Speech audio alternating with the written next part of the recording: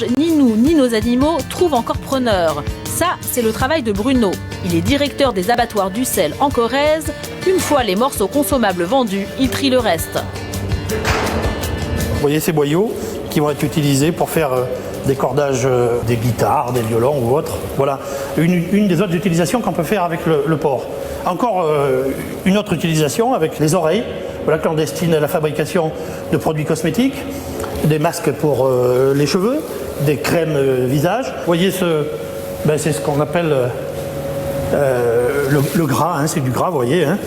Je vous fais noter l'aspect gras et très tendre de cette partie du porc et qui se destine à fabriquer le rouge à lèvres que ces dames utilisent grassement et qui vous permet, lorsque vous vous embrassez, d'avoir un porc entre vous.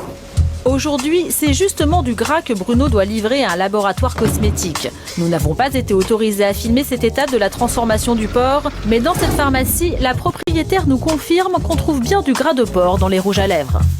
Pratiquement tous les rouges à lèvres sont faits avec de la gélatine porcine. Et dans une pharmacie, du cochon, on n'en trouve pas que dans les cosmétiques.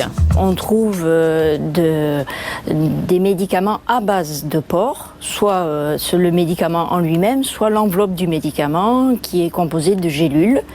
Chaque fois, comme vous pouvez le constater, on a cette pellicule est faite à base de gélatine. Si vous ne mangez pas de porc pour des raisons religieuses, pas de panique.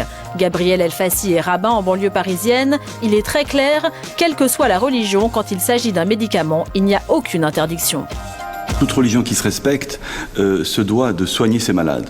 Donc à partir du moment où il y a, on va dire, un remède qui a été prescrit par son médecin, que cela compte